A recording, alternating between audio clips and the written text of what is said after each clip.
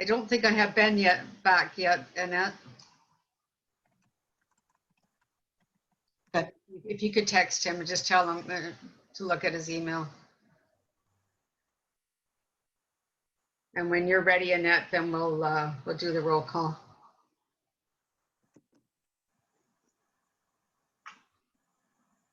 So shout out to Lori Dawn for Remembrance Day yesterday. Yeah, that was awesome, by the way. The light show, like, it would be nice to have that on every year. The lights on the cenotaph. It was a very common comment that we got on our Facebook pages. It's incredibly expensive. I mean, it would be wonderful. I think that there may be an opportunity to get some stationary lighting that just doesn't need to be manned through the night. But the feedback was amazing. It was really beautiful. was emotional. Yeah. Well done. If you do next year, can you get it womaned instead of manned? Okay. All right. I'm going to say good morning, everyone. Annette, are you ready? Yes. Okay. If you can do the roll call, please. As I call your name, just say whether you're here or not. Barbara? Yes. Dwight? Here. Carrie?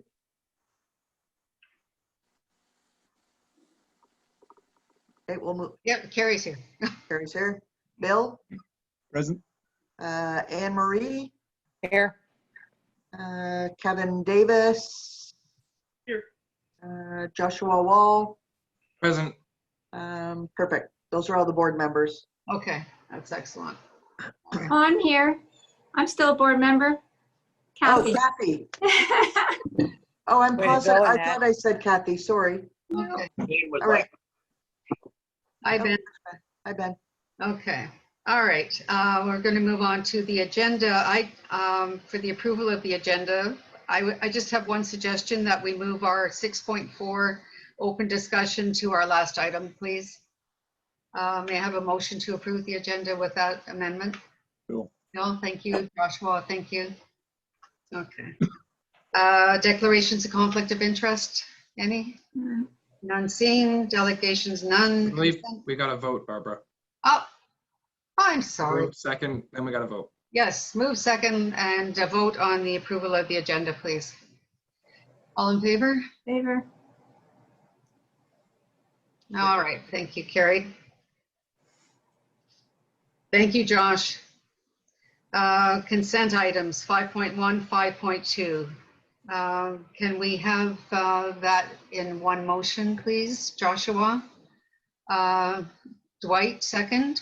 All in favor, please? Thank you. Approved. All right, items for consideration. Response to the meeting with the mayor for the downtown task force motion. All right, and that's me.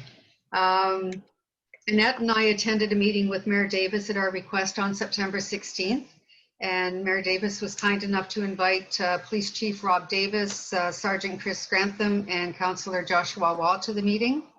The purpose of the meeting was to present the BIA Board of Management motion and to request that the city consider forming a task force of downtown stakeholders and city staff to address the numerous social problems in the downtown. The social problems facing our downtown are not the responsibility of any one single organization, including the police, social services, the city, or the downtown Brantford BIA. It requires a collective effort of several agencies, and we realize this. Mayor Davis led the conversation, but at the end felt that he couldn't support a task force or a city committee because of the complications of developing a task force. And I'm not aware of or familiar with those details. However, it was recommended that the downtown stakeholders organize our own committee to remedy the social problems in our downtown. There has been no further discussion on this matter between the city and the BIA since September 16th. We recently inquired about the opportunity to present the details of our motion to members of council, and Annette Could you fill us in about your response from the city clerk's office, please? Not hearing you. Okay, so I sent an email to the city clerk asking how we could move this forward. And her last response was that she had talked to staff, reviewed the municipal code chapter for the board, and that there is no procedure that permits the direct placement of a BIA motion on the agenda. If you provide the motion on letterhead with introduction comments, she can place the document on the clerk's communication, which is circulated to members of council once per week. This does not, however, present an opportunity to appear as a delegation on the matter. A council member could separate the document at the meeting for discussion if they wish to do so. As stated, the procedural bylaw does not permit a delegation. The letter was sent to council members on October 23rd and will be included in the clerk's communication report that goes forward to council on November 24th. So that motion was sent to the city clerk, and I'm assuming that council members would have received it. Okay, thank you. Any questions or discussion on, On the downtown? or just on the subject of our response for our motion? Any concerns? Dwight? I have a comment here. I think we're at wit's end here trying to come up with a solution, as is everybody here. And I think the biggest item is social behavior downtown. And I thought about this, and we should include this as a line item on our agendas at our board meetings. And I don't know if there's any one thing that can be done, because the judicial system is not behind us in a lot of issues. And as a response from the police chief to lock them up or whatever the problem is, then we don't even have the jails to do that or do anything with it, and we're at wit's end. But I don't know how we're going to get around this. We need to support the municipal powers to be with things, but it's certainly an enigma, if you want to call it that. That's just my comment. Okay, thank you, Dwight. Anne Marie?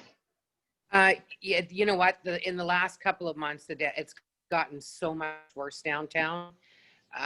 Yesterday alone, tents were set up in front of the new city hall. Like it is getting out of hand, and I understand that it's not a municipality issue; it's an everybody issue, and I respect that. But we do have to do something, because it's causing our downtown to look horrendous. And it's not her. It's beautiful. I've been down there for over 30 years, and in the last few months, it's gotten so bad. It's unridiculous. I'm even starting to feel unsafe going down there, and I have never ever felt unsafe. But it's getting so out of hand the last few months. And I don't know how many times we've had to paint my door in the back because they just keep tagging them. Like it's just absolutely ridiculous. And Kathy can attest to that, Yeah. because she gets the phone call and say, "Hey, we need to get it painted again." Yeah, it's constant. It's constant, and they're starting to set up tents now. We have to do something as a whole. We 100% have to do something. It's getting out of hand. Okay. Any further comments? Okay, if not, thank you, everyone. And we'll move on to 6.2. Councillor Brian Van Tilburg's motion to council, which was approved at council as amended. That's regarding unsafe disposal of needles within the city of Brantford. And we're recommending that the DBIA Board of Management support Councillor Van Tilburg's motion regarding the unsafe disposal of needles within the city of Brantford. And that support would come in the form of a letter. Any discussion? What do you mean by a form of a letter? A letter of support. Oh, I see. Okay, sorry. That's right. So, yes, Councillor Wall? So this has been approved at committee. It still has to be approved at council at the end of the month. I wanted to ask Annette if she could get a copy of the amended motion sent out to members, just so they could see. It was amended quite extensively, so I want to make sure that, has that already happened, Annette? I made that request and she said absolutely not. She wouldn't share the amended amendment until it was sent to City Council. Okay, yeah, that's fair. Okay. Karen? I'm Well, sorry. the only reason I wanted to say that. No, okay, continue, sorry. Closing tomorrow, so we gotta get it cleaned up.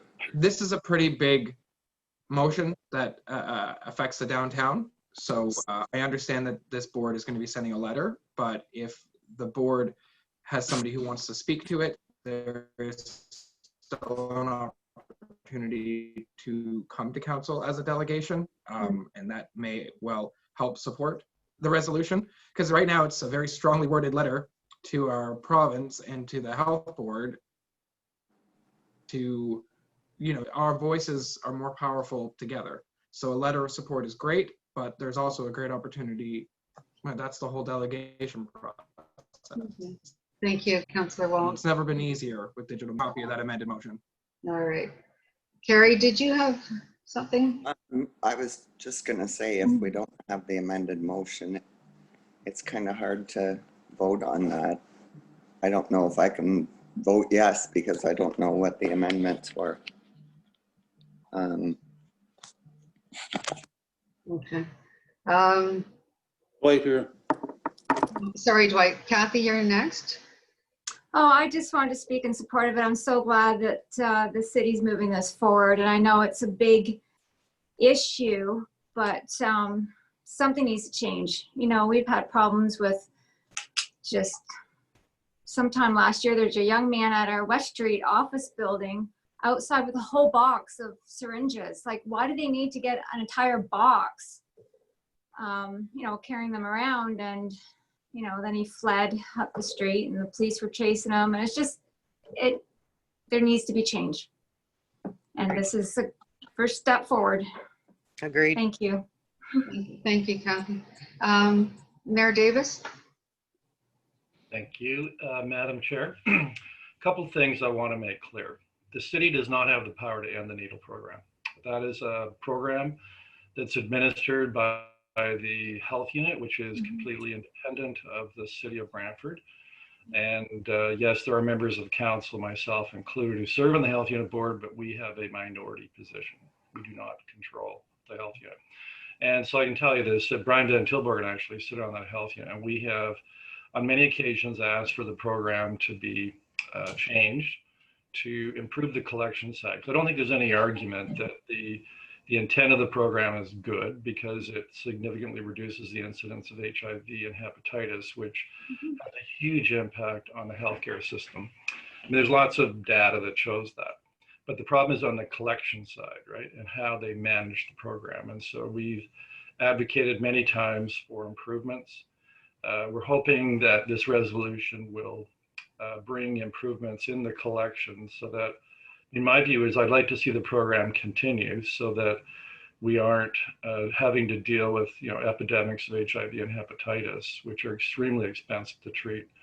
But at the same time, the community needs to be protected.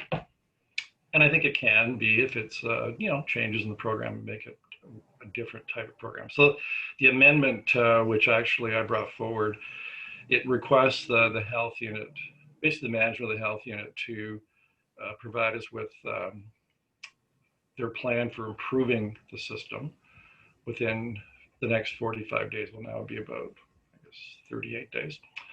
And that failing that, you know, the resolution would remain in place, but have no illusions. This resolution does not assuming it stays in place because for whatever reason, whatever the health unit doesn't satisfy us, doesn't end. I mean, this is City Council, I think, expressing on behalf of the community that we'd like it to be a better system, please. And if you can't do that, please end it, but the health unit can ignore it. And that's the role of the health unit, right? Sometimes in protecting public health, they have to do things that are unpopular. And that's the reason why they have a certain amount of independence. You're seeing that play out with COVID, you know, the tension between local medical officers of health and local mayors in the GTA. Yeah, medical officers of health wanting lockdowns and some mayors not wanting lockdowns. And so you're seeing that play out on a larger scale.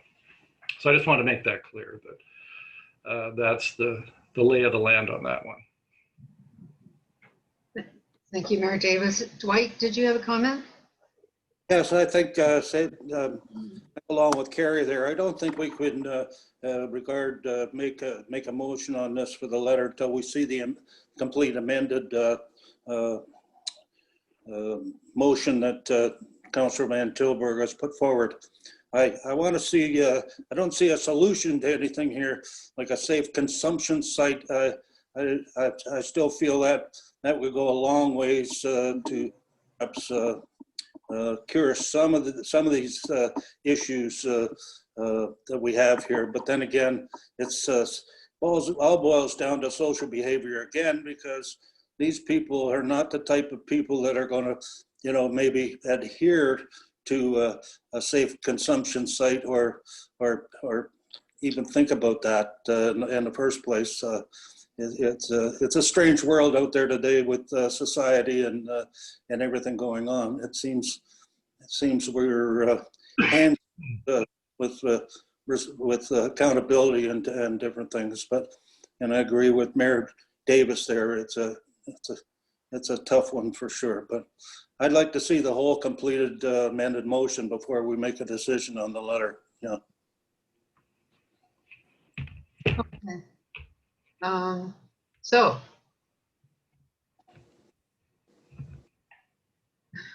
seems like the consensus, go ahead, Josh. I'll move a deferral until you guys have a copy of the motion. Thank you so much. Are you looking for a seconder? Bill Keeley, thank you very much, Bill. All in favor? Carried. Thank you. All right, we're on 6.3, and Mayor Davis, I know that you have other meetings, and so if you feel you have to excuse yourself, that's okay. Yeah, and I apologize because no excuses. I mean, there's a lot on my plate. And unfortunately, on Wednesday mornings, the Emergency Operations Center or committee, which coordinates our COVID strategy across the community, including Six Nations and the county, they meet every Wednesday morning at 8:30. And there's a prep meeting I have with our CAO starting at 8. So, and that's every week, week in, week out. And so I apologize. I had to make a choice, you know, and I'll admit freely that I made a choice to attend that the center. I apologize. It's not intended as a slight to the BIA. Just no, not taken. Thank you. So, but and I know perhaps from that, and perhaps in reference to the resolution regard to task force, you may think, well, you know, the mayor doesn't care about the downtown. Well, there's nothing further from the truth. And you know, in fact, I admire all of you that myself included. I mean, I actually lived in the downtown for a couple of years, but I've worked continuously in the downtown almost 40 years now. And within about 7 months, I'll be right in the middle of the downtown with my office looking right down on that beautiful Tim Hortons there that Carrie operates. So that aside, you know, I really want to commend you for, you know, continue to have the confidence in our downtown. I know there's brighter days ahead for our downtown. I have no doubt about that. But there's no question we've got a tough 7 or 8 months we got to slog through. I think COVID is going to get worse before we get the vaccine. And it's going to be tough for the entire community. And that affects the downtown because it means people, of course, are reluctant to get out and attend businesses and restaurants. We don't have the Laurier students here, which makes a big difference in the downtown. But, I'm hoping by next summer, the end of next summer, when Laurier hopefully is back in full time, that, the downtown city hall is where it is and it's fully up and running. And that's a huge amount of traffic downtown. That'll no question have an impact. The city, we're issuing an RFP for the property west of the Y. That'll likely be in December, January. It's coming to council, I think, in December. And the goal there is a gateway statement type property, not necessarily selling it because the city owns that property, for the highest dollar amount. And I think that's exciting for the downtown.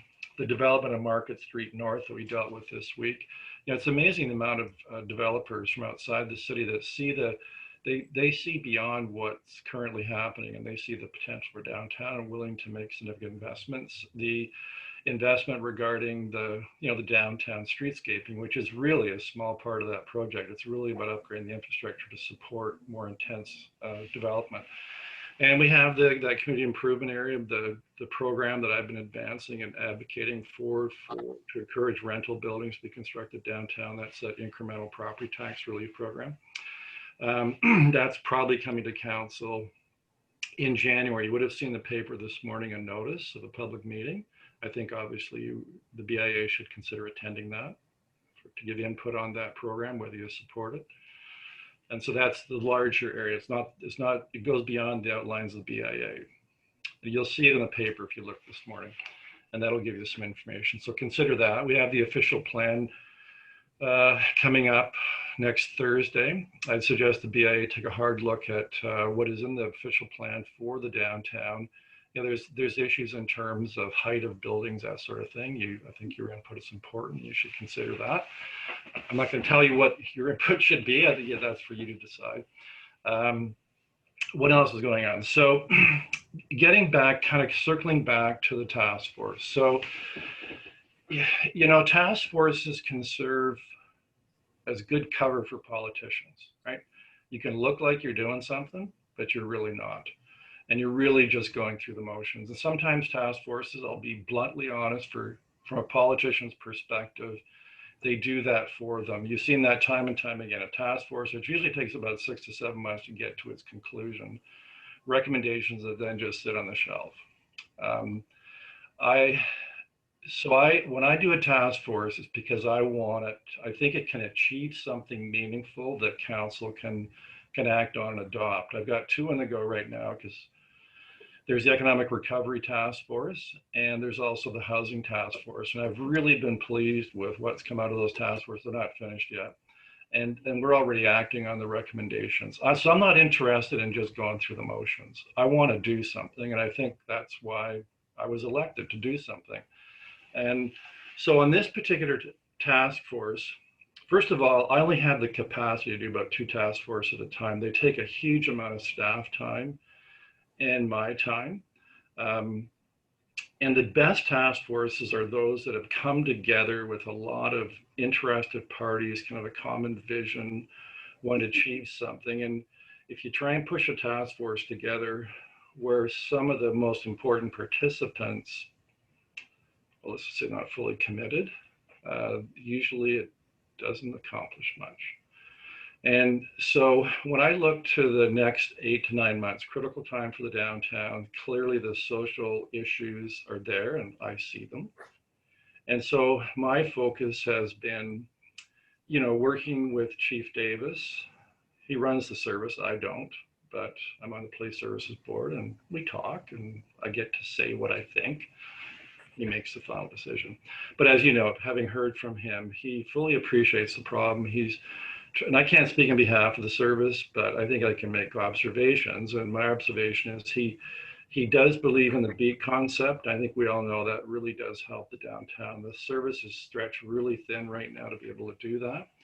And he has a concept that involves use of auxiliary special constables, working in conjunction with Laurier. But that takes money, and the money's not in the budget right now. And so public service organizations can't just willy-nilly go off and spend a lot of money. They have to operate under a budget.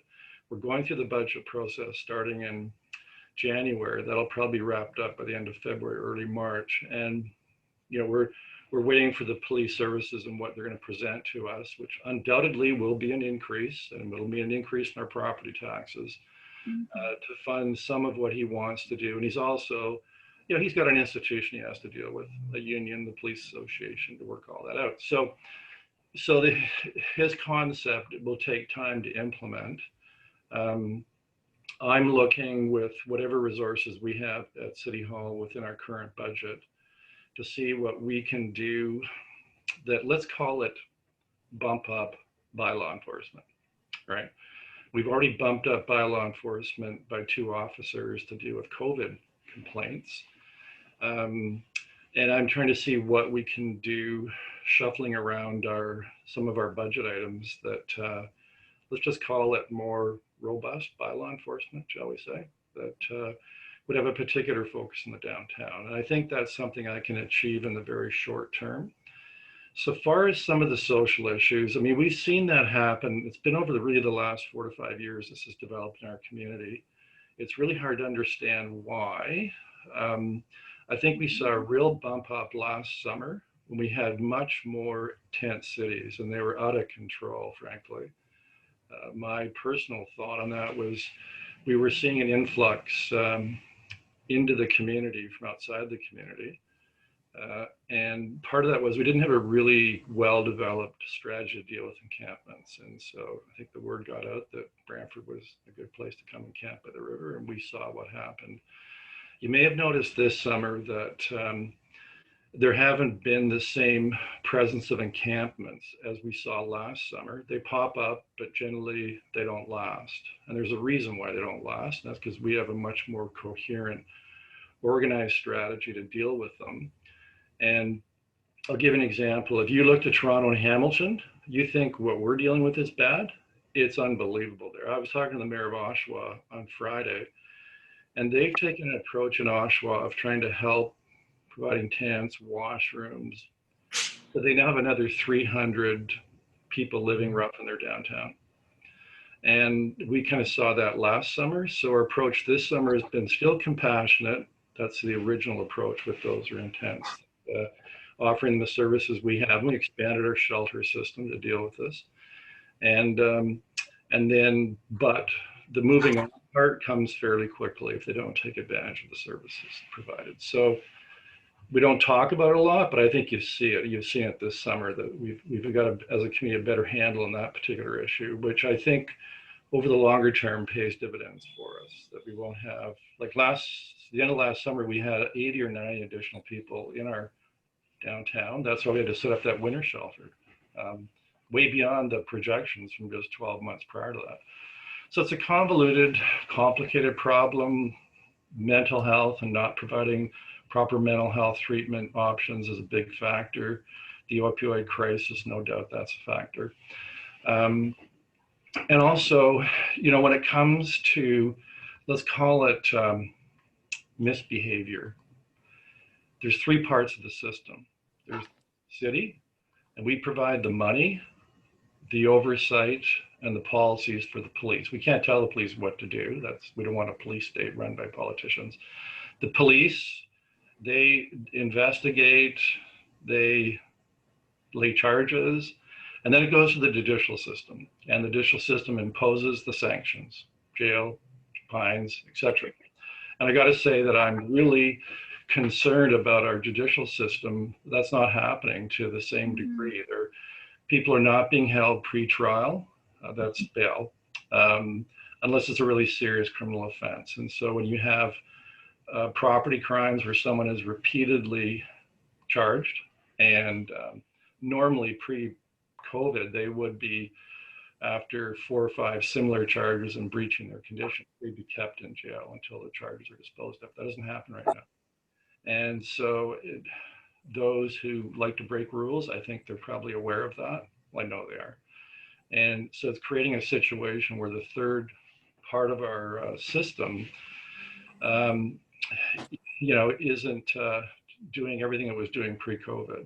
And so that's creating a problem. And so I will, over the next several weeks, I suspect, be kind of advocating for that and having a more nuanced policy when it comes to bail. so that, yes, we've got to be concerned about the safety of those who might be in the correctional system, but at the same time, you got to protect the community, and there has to be a deterrence factor. And so we've got to find a better balance. We've been fortunate. I don't think there's been any serious outbreaks in the correctional system. So we've got about 7 or 8 months of dealing with COVID now. We've all learned from it. I'll be advocating for that, because if all cylinders aren't firing, then the system tends to break down a bit. And so that's kind of my take on it. But the message I want to give to you is that, you know, I am very concerned about the downtown, about doing what we can to deal with the problems we're having downtown, and doing something in the short term, because I'm much more confident about the longer term. I think we all are. We see ourselves getting through the next, 7 or 8, 9 months. I know it's going to be better, but in the meantime, we got to deal with what we got. And unfortunately, a task force isn't going to do that, just by virtue of what they are and how long they take. And and it may be something we want to do as we come out of COVID, and thus there's a little more capacity at City Hall to support something like that. Like, we're stretched pretty thin at City Hall as it is. I have half an assistant that I share as chief of staff with our CEO. And normally I'd have 2 support staff beyond that. We're in the process of hiring, but I probably won't have the min support that I need probably until early in the new year. So I'm stretched thin as well, and trying to do the best I can do. But I don't want you to take by my, but I'm telling you that I'm in any way not concerned about downtown. Of course not. I'm concerned about the whole city, and doing the best I can. We all, but even without a task force, if the BIA wants to form a committee, I mean, that's a good idea. Like, hey, let's generate ideas. I'm always listening and trying to get good ideas and use them with the available resources, which is always the trigger, right?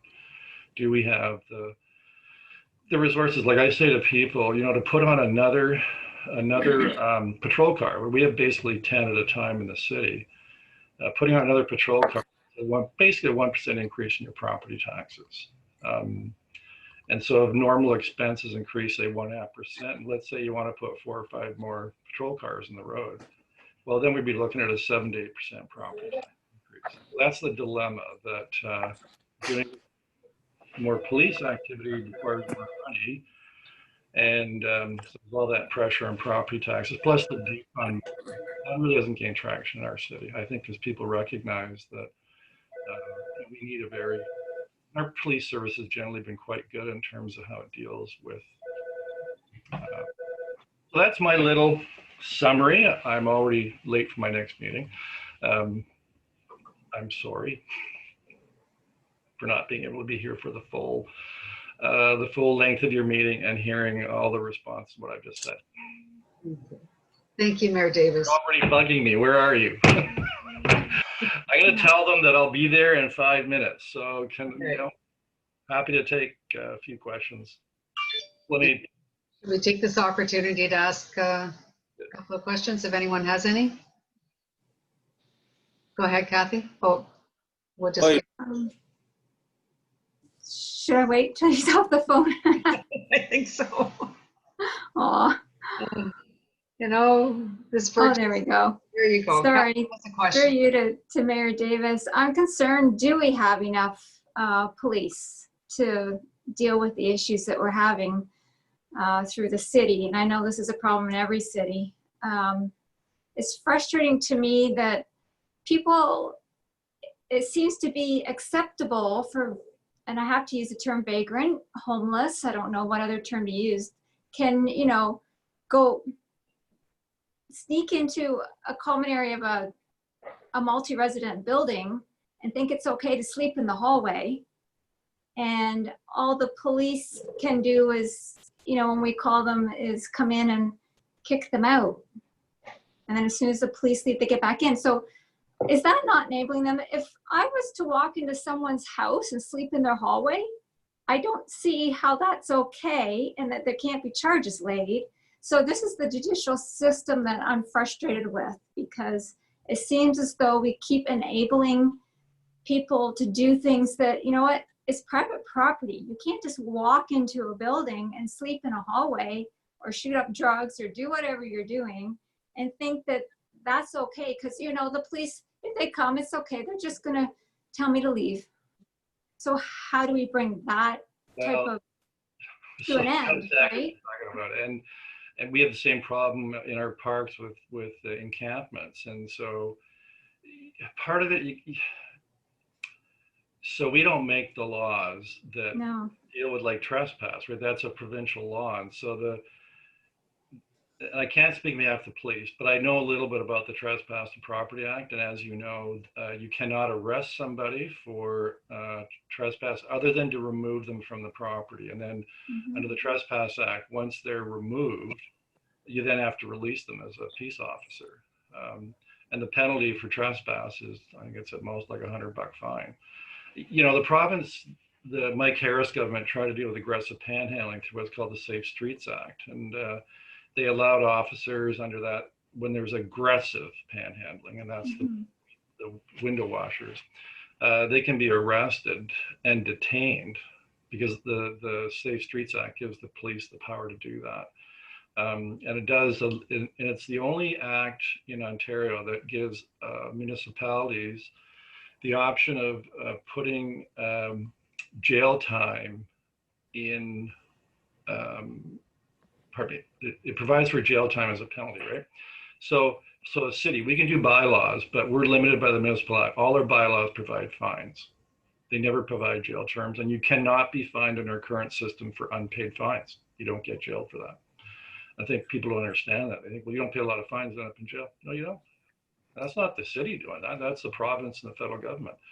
And so then also, I've advocated with the provincial government, why don't you allow us in certain situations to include jail terms on our bylaws? And nothing so far. There's only one bylaw we can put jail terms in. It has to do with adult entertainment parlors. Otherwise, fines. And so that's kind of I come around to, you know, we're one piece of the system. And when it comes to the judicial system and the laws that they enforce, you know, that's a big part of the pie here. And so I can't speak to that part of the system other than to say, it'll be another battle to fight them. There's a limit. So for the police officer, there's a limit to what they can charge that person with. And the current system is, you know, sometimes they would, in certain situations, arrest somebody and they'd be held for a bail hearing, determine whether they got to stay in jail prior to the criminal charge. And we know with COVID, that's really changed the system has changed so that the emphasis is on not keeping people in jail because of the risk of COVID. And so that creates a problem in and of itself. So it's all about consequences. If you know there's no consequences to your behavior, well, then you're going to miss it. Or some will. So I agree, it's frustrating. And it's, you know, it's really frustrating because as mayor, I hear a lot of this stuff firsthand because I'm the politician that's most available, right? But there's only so much that I as a mayor can do. And now it's not like I'm making excuses, but I'm not. I'm just telling you what it is we're dealing with. So, but you know, if we all speak out and ask for change, it starts to happen. Not as fast as we want it to happen, but it. Great. Any other questions for the mayor before he leaves? And I know he's very late. Dwight, quick question. I don't want to beat this all to death here, but my attitude towards a task force, we need a little less talk, a little more action, like an action committee. I think what needs to be identified is what's doable, what we can do. I do believe it's a provincial issue with things. The thing I find very ironic about most of these socially disadvantaged that are making the most of things here have all come in from other communities here. They're not local people, and with what's going on. And there needs to be some discussion with maybe Charlie there at Why Not Mission or you know, St. Leonard's with some stuff here. But these people, for the most part, seem to enjoy this way of life, and they know. I have a hell of a time getting rid of them. I just keep pushing them on, pushing them on, pushing them on. And I don't like doing it, but, you know, and get rid of their stuff. And that's all you can do, you know, clean, you know, shovel their shit up and do whatever you're going to do. But it is. Point of order, Dwight. Yeah, sorry. Yeah, you know, part of that is, you know, we all have a role to play, and you're seeing property owners downtown. Some have used their own security.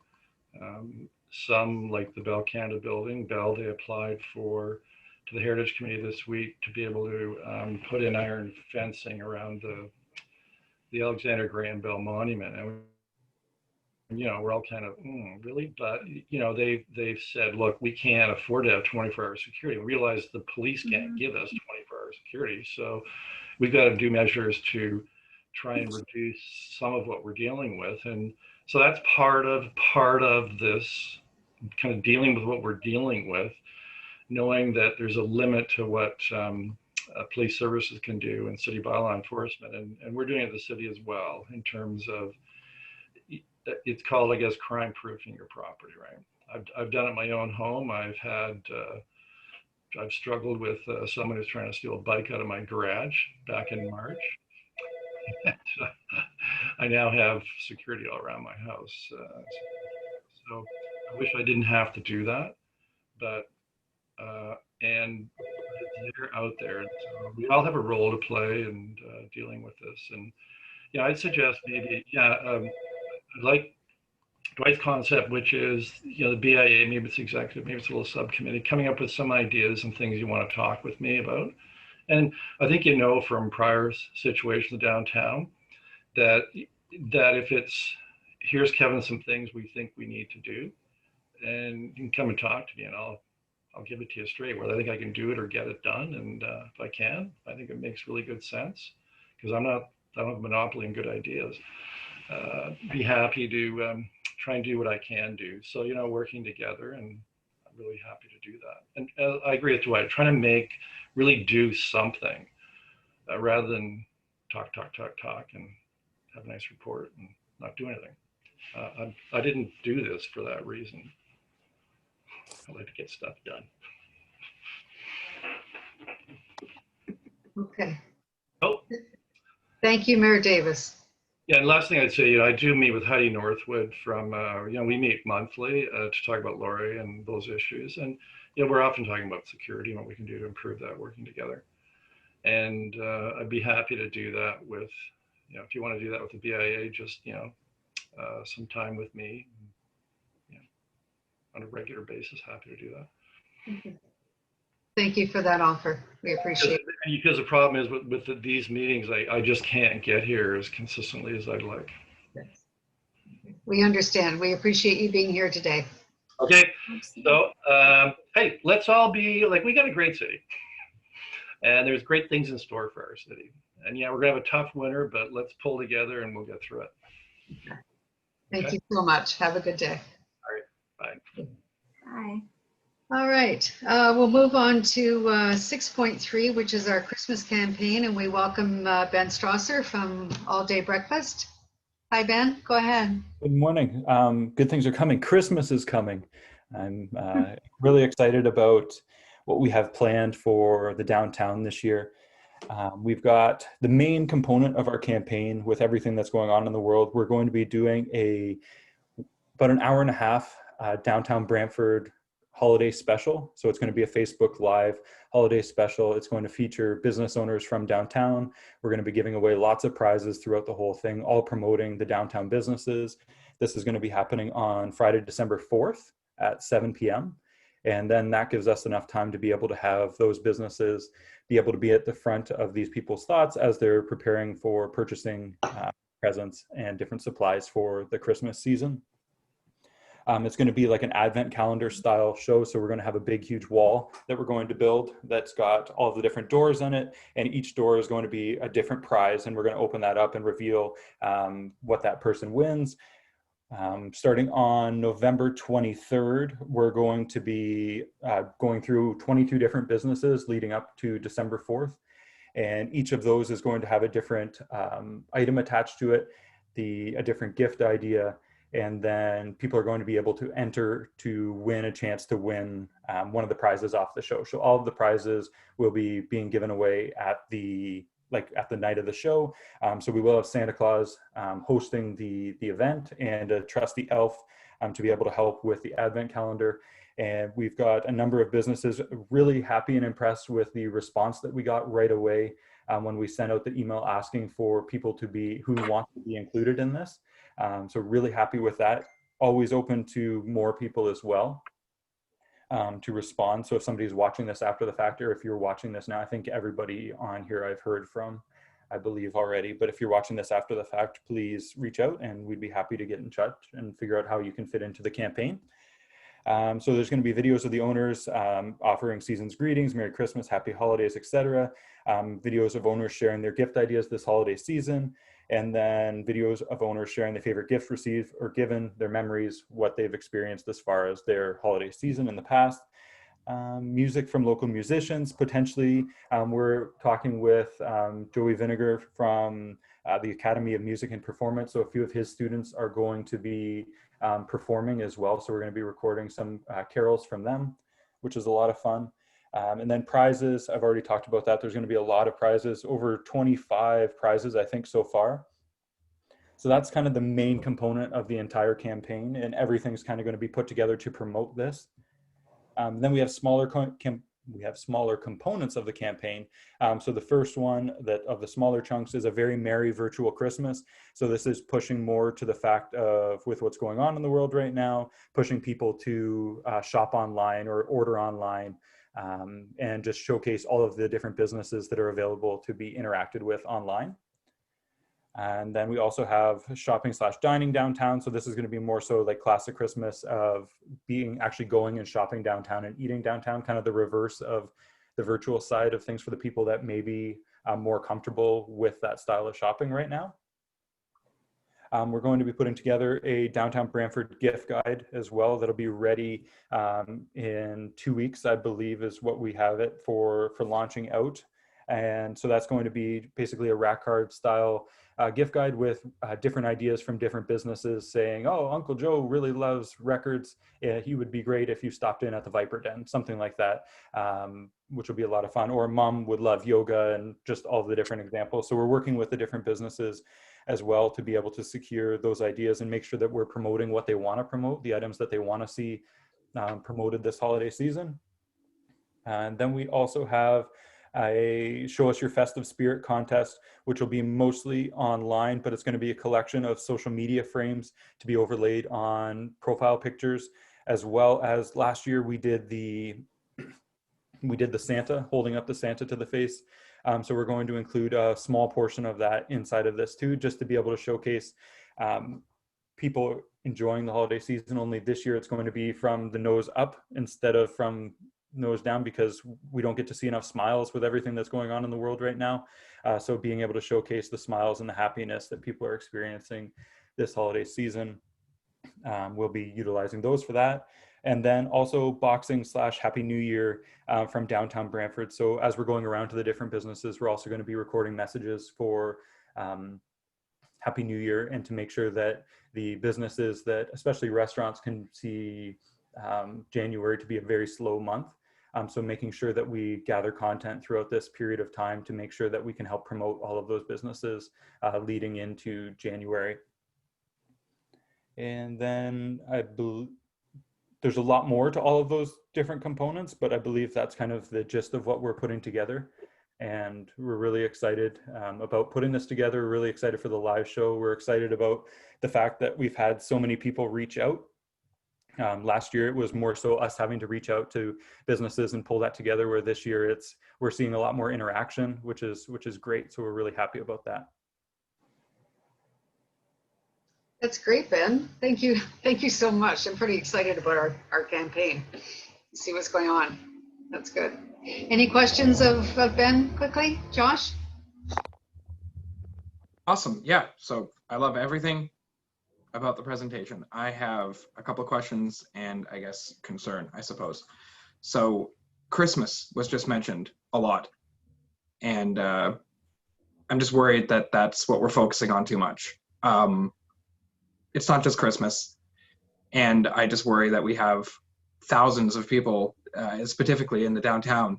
Christmas isn't, it's the holiday season. And I didn't hear any mention of any other celebrations, but Christmas a bunch.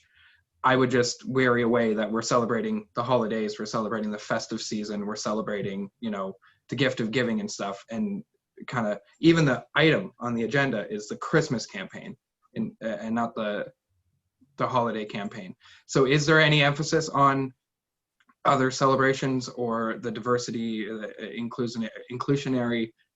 I just want to make sure that we're focusing on having a campaign to celebrate all of the different peoples of the downtown.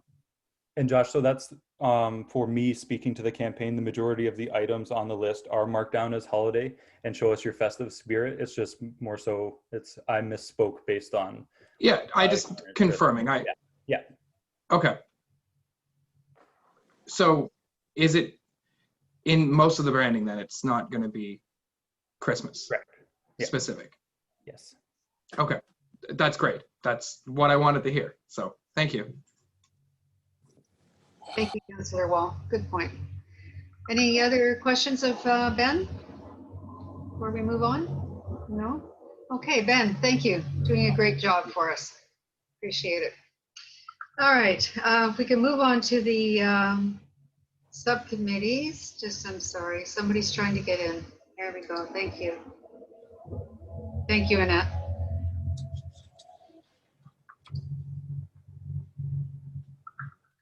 All right. Karen's going to join us in just a second. So maybe University Affairs, Laurier. Is anyone joining us from Laurier? Beth, is it? Yeah, but I'm just sorry. I'm just looking through here. I think I'm down at 7.8. University Affairs is the student union. So I just have to make sure it's clearly church and state. I'm happy to give my update now if you'd like, though. Okay, and we'll let Karen collect herself there for a second and go ahead. Okay, thanks. Through you, Madam Chair, to the BIA.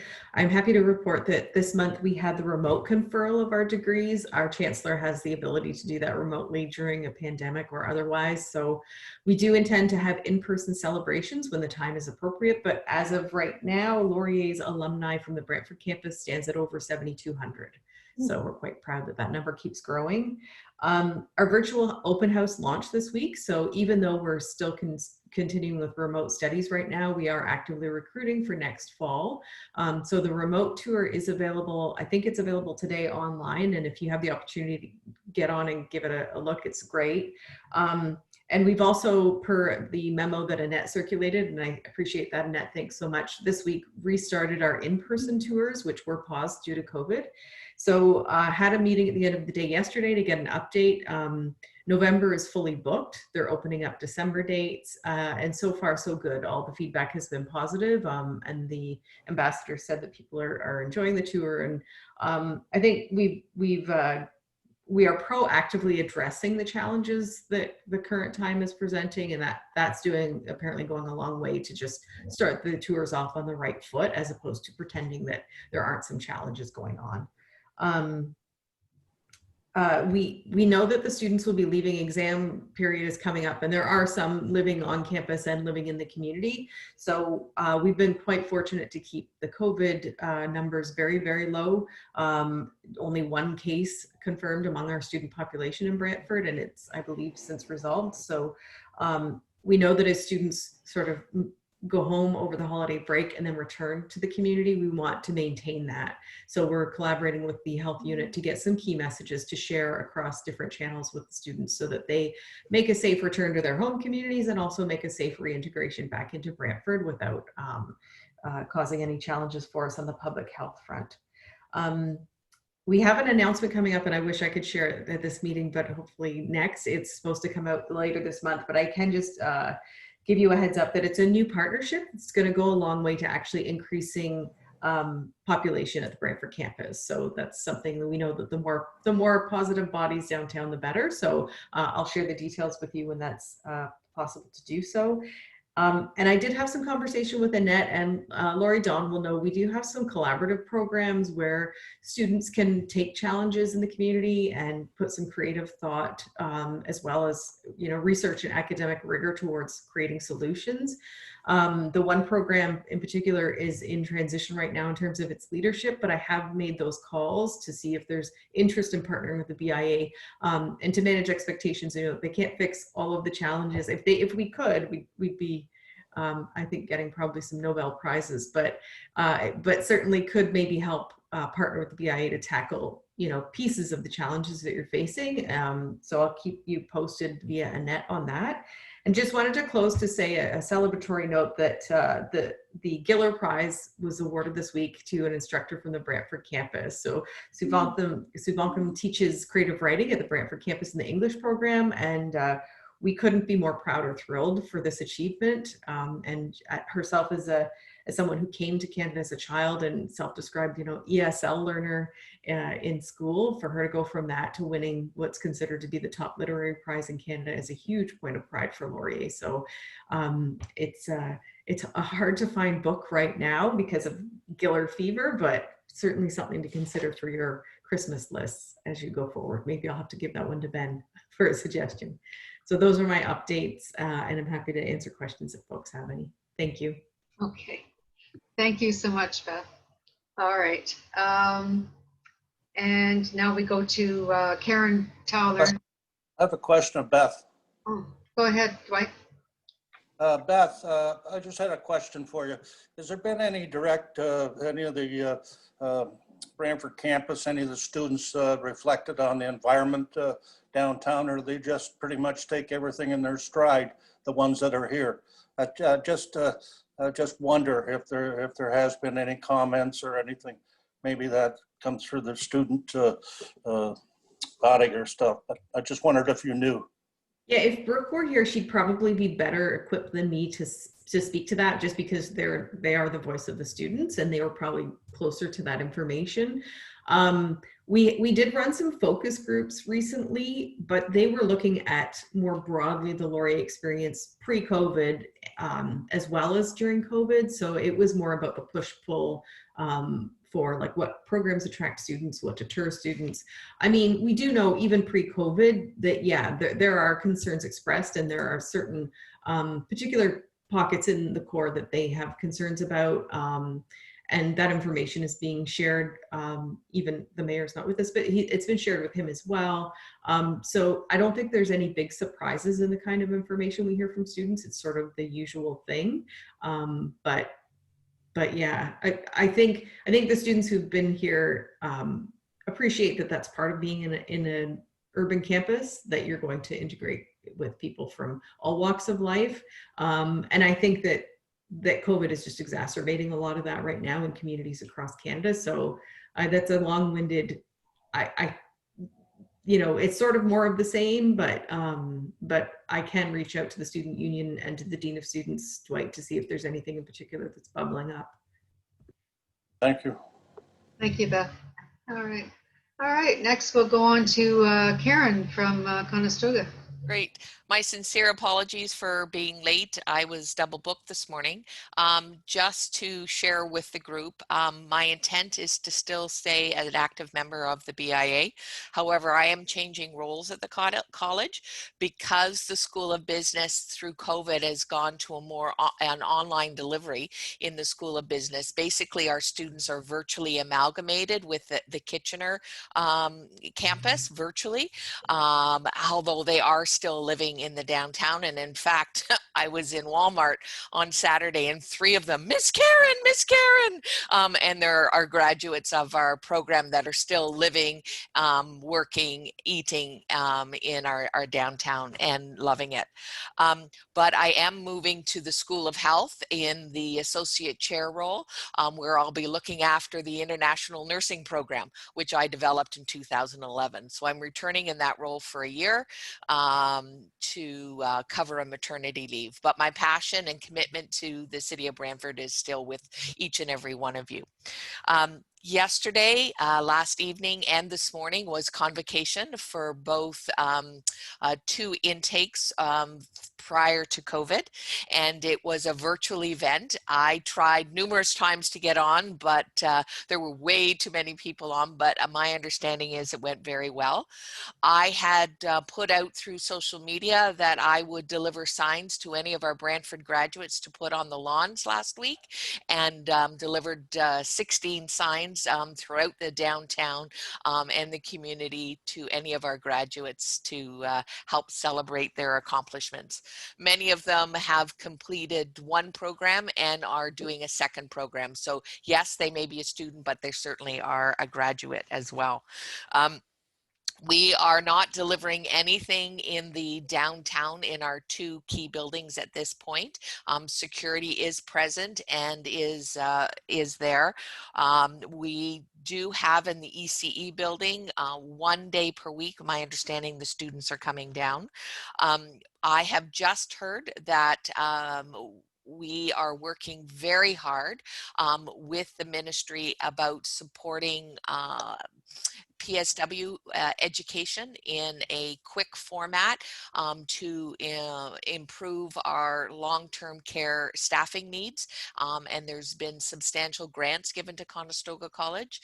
And my understanding is we're working at trying to deliver a PSW program in the Brantford community to meet some of those needs. So that is in the works.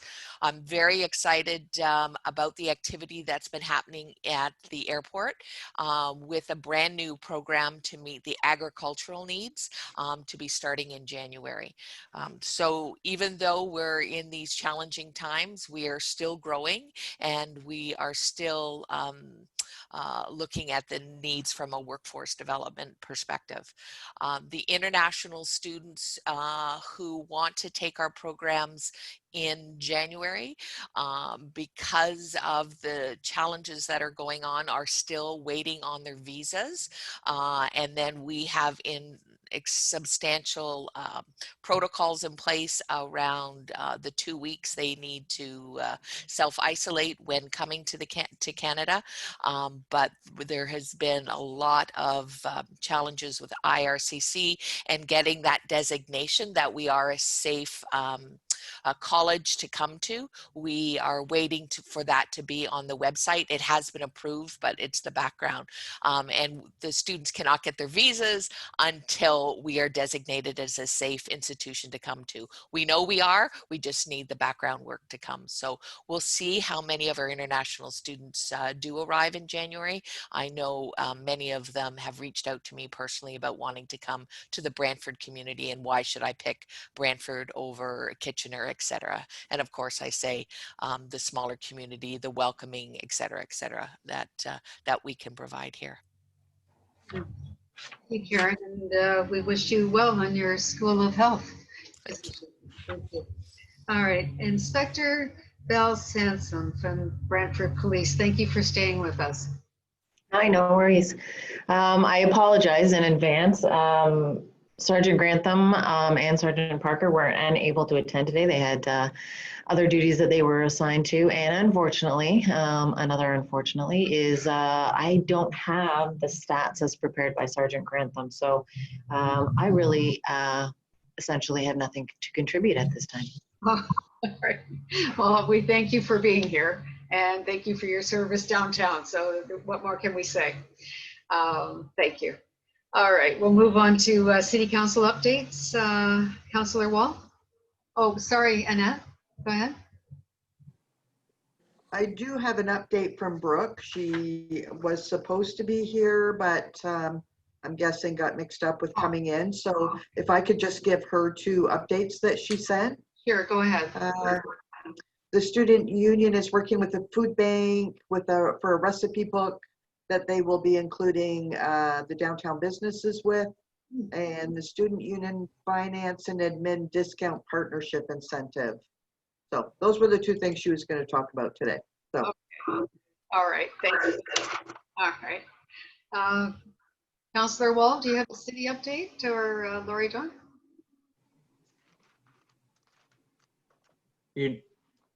Yep, I have some things to share. Okay. So at Tuesday's committee meeting, we did the zoning approval and we had a great presentation regarding the development that's happening on Chatham and Market. It's the new apartment building. There's a huge article in the Expositor. So, I mean, I won't bore you with all the details, but it's a very enormous project for the downtown core. And there's some really exciting stuff happening in regarding to development and investment in the downtown, which we're hoping is going to help make a big difference.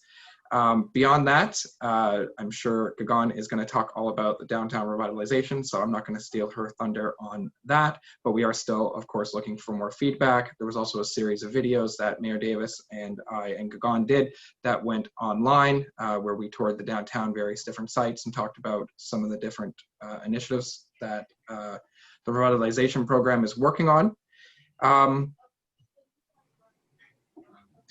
There is talks at a special city council meeting, which was broadcast live on YouTube, also on Tuesday, where we talked about boundaries of the downtown and the DC charges. And I feel like that is something that maybe didn't come up on the radar as much as it should.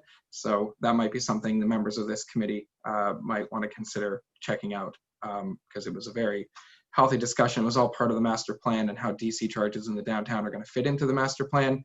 And I'm sure you can kind of infer what you'd like from that, but definitely a conversation worth having and talking about.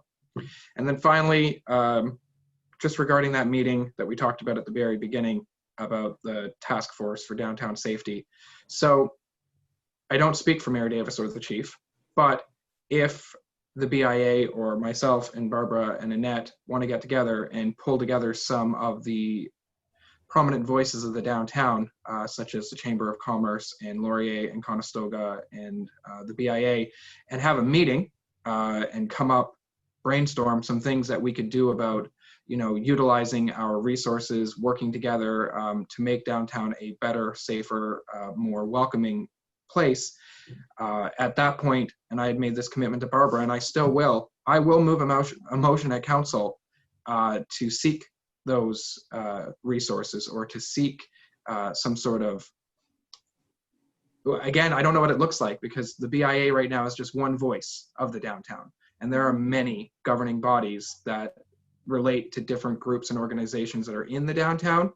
And before we strike a task force, before we just go to council and, as was said, just talk, why don't we bring, some of the leaders from the various different organizations and governing bodies of the downtown together, brainstorm some ideas of what we think, we could do, and then bring those ideas to life. So that's what I would like to see happen before we just strike a task force. So that offer's out there.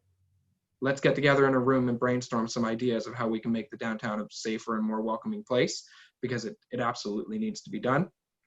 And then finally, I'm going to reiterate it because I think it's important. We're going to be doing the budget very soon. And I would really like to see a delegate from the BIA come to council during budget time and speak to where you would like to see money allotted to make downtown a safer and more welcoming place. Because if you guys don't come to council and speak loud and proud so that the media partners will hopefully tell that story to the city, I personally am going to be supporting initiatives that support public housing. I'm going to be supporting programs that support mental health and wellness.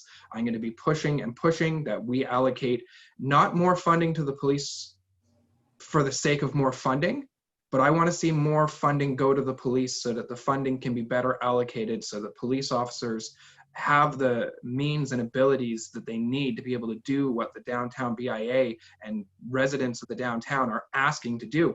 I want to see more beat cops on the street. I don't have the authority to tell the police services board to go and put more police on the street, but I do have the ability to say, look, here's another $1 million, make it happen. But I can't just spend $1 million of taxpayer money unless the taxpayers tell me it's okay, because it's their money. So I'm counting on you guys as private citizens, as members of this board, and as a board collectively, that if you really want to see more policing, and I don't know, better policing is a word, but the kind of policing that you want, help me when it comes to the budget, because I'm going to need it. We're all going to need it. And your voice is very loud, and I want that. And then I had something else, but if it was important, I would have remembered it. So honestly, I am just thankful for this board. I know that everybody's on the same page and we all want what's best for our downtown. I just think we need to have a louder voice. And I want to be a microphone for that voice, because that's where my role as one of the counselors for downtown comes in, is to take what you're telling me and amplify it. And I feel like if there's anything I'm good at, it is being loud. So, okay, that's what I got. Okay, Councillor Wall, thank you so much. Any questions of Councillor Wall while we have the opportunity? No, we'll call you later. Okay. All right, thank you. We don't have anyone here from the Brantford Library, right, Annette? No, we don't. And May Lake, you're up. Thank you, Madam Chair.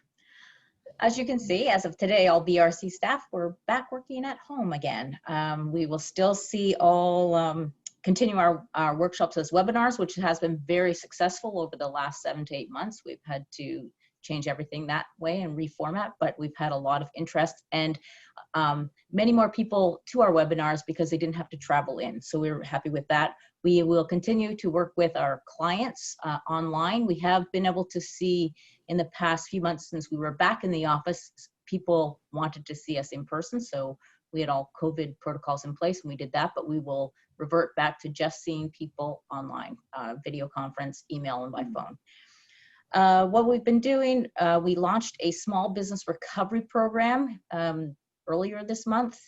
We did not run our summer company program. That's for the students, and we had $30,000 to redirect, and so we put it into the small business recovery program. It was for businesses 1 to 5 years, and it was 12 grants of $2,500. So we've had a lot of uptake in the community with that. We're almost full, actually, and the grant should be going out in December. Starter Company Plus is in full swing. We have 4 grants left that have to be distributed before the end of March. And then we have another 11 coming on. And that is for newer businesses, at least have been in business for less than a year. And you can get up to $5,000 in grant funds. We're also very happy that the BRC was awarded $15,000 for the Digital Main Street project. That was in partnership with you, the BIA. We hope to launch that before the end of November. Once again, that's to put together a digital service squad. I'll be reaching out to our squad members that we had on before, and we're trying to bring on a few students as well from Conestoga and Laurier. So we're very pleased with that, and that program will run from November to the end of February. So it's very important for us to get that going as soon as possible. So I'll keep you updated with that. And that's what everything that's going on at the BRC. Does anybody have any questions? Yes, Josh? Sorry, I don't have a question, May. That was a great presentation. I love everything that you guys do at the BRC, and I'm constantly hearing from business owners how amazing you guys are. So thank you.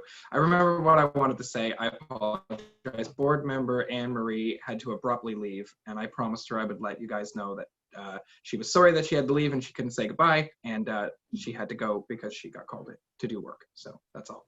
Thank you, Councillor Wall, and thank you, May. Yes, Annette. Can you tell me, May, how many downtown businesses applied for the small business recovery grant? How many for the city? We had 12 grants, and of course that's a ministry program that is available to businesses not only in the city of Brantford, County, Haldimand, Norfolk, and Six Nations. So I think so far we've had in the city of Brantford, I think it's like 3 of the 12 grants, and the rest are split through the whole area, our entire catchment area. Thank you. Thank you. All right, we'll move on. Excuse me, community events, City of Brantford. Is anyone speaking to that? Lori, go ahead. Everyone, Kristen, as you know, is redeployed, so I am attending in her place. Just really happy to be here at the meeting. It's been a while. Nice to see some familiar, friendly faces. We've got a few things. I just wanted to take the opportunity to come and provide an update. So the first thing for Remembrance Day, we had a very, very positive uptake on the adapted Remembrance Day celebration. And if I could just ask, we posted yesterday a video of the wreath laying ceremony on the City of Brantford's Facebook page, and we're just trying to get the word out. We've had a lot of comments and feedback that people, because of the cancellation of the traditional event, that community residents were looking for a way to engage in the Remembrance Day ceremony. So anyone who is able to share the video on their Facebook pages, it would be much appreciated. I just want to do a shout out for all of the community organizations that supported our efforts with the adapted celebration. It was amazing, and a shout out to Laurier Sputnik. I had the pleasure of communicating with a Bailey Zimmer, who is one of the reporters for the Sputnik, and she just did a great job and managed to get an interview with the mayor. So hopefully everyone will have the opportunity to see what she had written about the celebration. It was a very unique event to run because we really couldn't provide a lot of details prior to the event because of the fear of creating a gathering opportunity for citizens. So that is done for another year, but we had hundreds and hundreds of people drive by and drop down to the cenotaph to witness the lighting display that was done. So really great feedback on that. So thank you to everyone who supported the initiative and was able to pop down and pay your respect. So the partnership between the City of Brantford and Laurier with regards to the Changemaker program is well underway. We are halfway through the cohort in terms of the curriculum, all done online virtually, getting some really great feedback. The group meets actually Thursday nights, but the theme this year is tackling holiday isolation, which is just something we really wanted to create a theme that tied into some of the struggles that people are experiencing with COVID-19.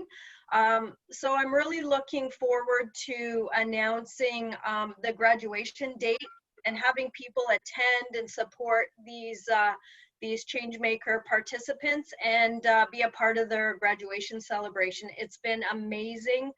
We were so worried that the cohort wouldn't happen, but there was just this driving resilience and willingness to get the program launched and to change the format to a virtual setting, and so far so good. So thank you to Laurier and Launchpad and all those who support that effort. So and then the last thing, so there is a funding opportunity for through the ministry, and it's the grant stream is called Connecting Festivals and Events, and I am just doing some background work, and I am hoping to get final approval to move forward with approval to submit a grant application to recover some of the losses that we've experienced, particularly in the downtown through festivals and events.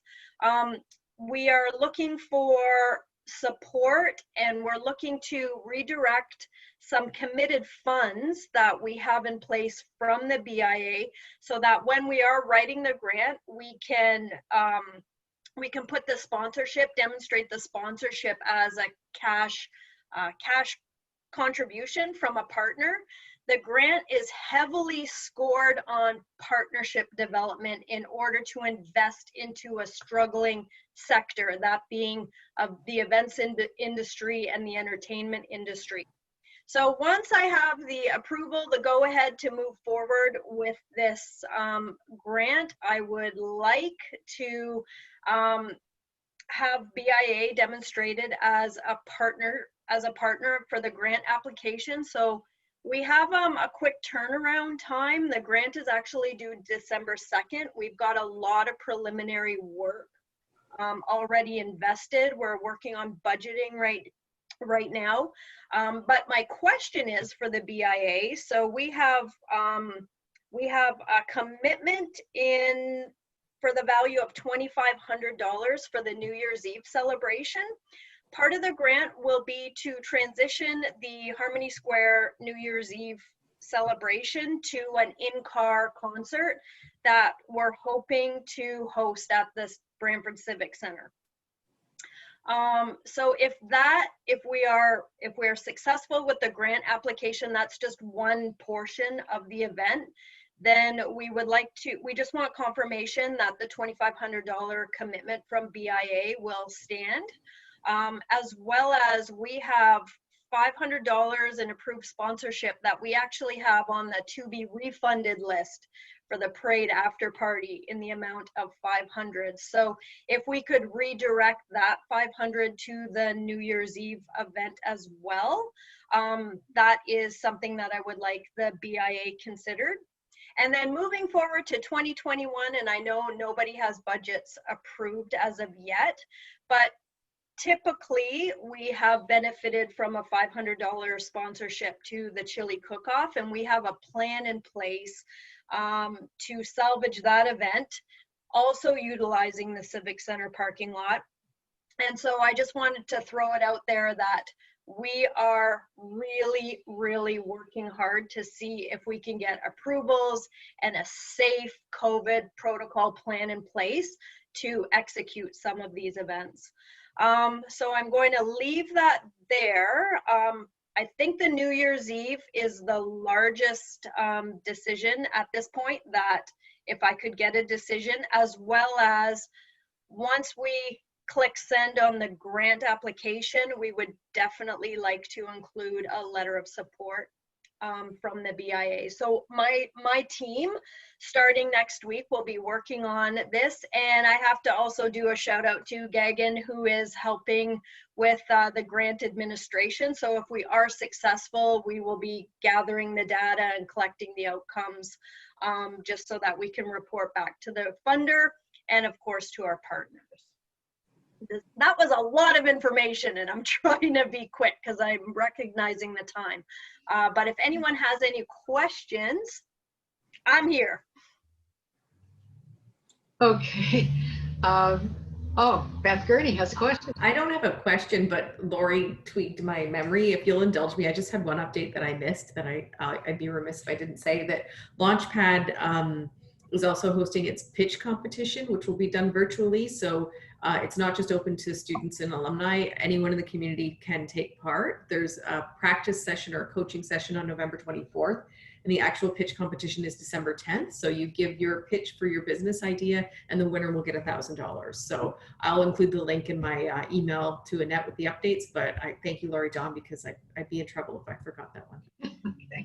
Thank you, Beth, and thank you, Laurie Dawn. Actually, I did watch the video of the ceremony, and it was excellent. Just really well done. Thank you so much. Go ahead, Annette. I can't hear your microphone. Should there be a motion to support this grant application for Laurie Dawn? Timing is of the essence, and we won't meet again before something like that is needed. I'll make a motion if that's to. Okay, Carrie's. I'll make a motion to fund the New Year's Eve, to put the $2,500 towards the New Year's Eve celebration. I'll second that motion and we can have discussion. Thank you. Okay. And maybe if you wanted to reflect in the motion that if we aren't successful and the event happens to not unfold as planned, then we will execute the refund as soon as we know. We will know well before New Year's Eve. Okay. So, all right. So we have the motion. I think the motion can stand, as I understand. And if the event doesn't go through, then that's what you've done in the past, Laurie Dawn. So is that right, Annette? What do you think? Yes. Okay. All right. And it was seconded by Dwight. All in favor? Wait a minute, I want this, okay. Sorry, Dwight, I just have to call for the vote. All in favor of the motion? Show of hands. Thank you. We're only 6 of us. Thank you. All right, carried. Thank you very much. All right, Dwight, David. Well, the discussion part about this motion here, I want it stated, this only affects our 2020 budget, so it has nothing to do with our 2021 budget. We were expecting a refund of programs or events that went on with things here. So as long as this motion, there's an attachment, like Lori Dawn said, if this does not occur, then we're not obligated, so we get their funding proposition back. That's all I want to make clear. Thank you. All right. Any other discussion on the motion? All right. Okay. I'm sorry. I did that backwards. It's been a long morning. All right. I'll call. We've had the discussion. Now I'll call it all in favor again, please, to support the motion. Thank you. All right. And that's carried. I know Bill voted before. All right. Gagan, are you still with us? Hi, yeah, sorry, I'm here. Thank you so much for enduring this long meeting. We look forward to your update. Thank you. I gotta go. Okay, so I'll just give a real quick update, being cognizant of the time. So I think most of the people who are on this call were at our downtown streetscaping EA stakeholder meeting that we held last week. So there we presented some of the results from the workshops that the BIA did participate in as well, and we had a lot of city staff attend those workshops, and we got an example of some cross sections that were built out of those. So the stakeholder meeting was an opportunity for us to present the results of those workshops, as well as the major priorities that were identified by folks. And we did talk about the themes, the main ones being, improving walkability and safety in the downtown. So those were, some of the major themes, as well as implementing bike lanes in the downtown. One of the things that came out of it that we just wanted to emphasize is that the conversation around one-way versus two-way traffic is still very much up for debate, and it hasn't been decided yet one way or the other. The workshops were really interesting because we saw that, while people did have strong inclinations towards one over the other, it was very much split down the middle, pretty much 50-50, with half the folks wanting two-way and half the folks wanting one-way. So, that's going to be a really important decision that we have to make throughout the EA process, and that's going to have implications for what else we can do with those right-of-ways. So, yeah, just emphasizing that those conversations are still open. We're still happy that folks have about that. The parking was still very much open to debate as well. People, agreeing that we do need parking downtown. I know that's of interest to the BIA, but not really any consensus around how much parking we need and how frequent it needs to be throughout that corridor. So those are just some of the preliminary results of the workshops, and leading into the PIC, which is going to be starting November 30th. So at the end of this month, we'll be posting the PIC slides so that we can get the public involved and present kind of the same stuff that we presented at the stakeholder meetings to the public for their response and reaction. We'll be looking for more feedback into those main themes to try and get a sense for what the options will be moving forward. So even though we did present, some example cross sections, those are by no means final. Those aren't really what's being evaluated. It's more so the major themes. And then once we get some consensus around the bigger questions, we'll be moving forward and, evaluating the actual alternatives and creating those alternatives for comment. So that was just a really quick overview. Happy to take any questions. Thank you. Annette? I've seen on social media, because the workshops and surveys been posted on there, there seems to be a concern around the $800,000. That $800,000 is for the EA, correct? Okay, I think that needs to be put out there, because people are thinking 800,000 for benches and things like that. I don't think they understand. I try to say something whenever I can, just so people know that's what the $800,000 is for, and how, what all is involved in the EA. I think when we see streetscape, we think of sidewalks and benches and garbage cans. We don't think of underground hydro and cabling and stuff like that, and sewers and things like that. So I think maybe somehow that needs to be put out there, whether it's us, everybody here that sees it on social media and corrects that or gives out that information. It's sad to see people thinking that that's what it's for, and it's not. It's for the EA. So Exactly. just my thoughts. Yeah, that's a really good point. And a little while ago when we first started the EA with the notice of study commencement, the Brantford Expositor did post an article that said, $800,000 is roughly what the EA is going to be costing. And I think, throughout the months, it probably just got misinterpreted by people, as it happens with a broken telephone kind of thing. So yeah, I think that's a really good point. And, one of the things we try to say is that some of the more visible parts of the EA and the study are the streetscaping, benches, the lanes, how they're composed, bike lanes, those types of things. But for sure, like one of the major things driving this EA really is the underground infrastructure and utilities. Like not everybody will see that, of course, and that's not the first thing that comes into people's minds as a priority. Even in the workshops we saw, maybe there were 3 people who identified utilities as a priority, even though it is the driving force of this that's going to determine our availability for development in the future. So that's a really good point. And for the PIC, we for sure are going to emphasize, underground as well as above ground, just so people are more clear on the distinction there and what all this EA is going to be examining. Thank you. Thank you, Gagan. All right, I think we have, 7.10 committee updates is like a lot of the committees are not meeting. And if anyone has a committee update, I don't believe we do. All right, so if there's no more discussion, any more discussion? No? All right, so I'm going to, the next meeting is December 9th, 2020, hopefully without any technical difficulties this time. And I'm asking for a motion to adjourn. I'll make that.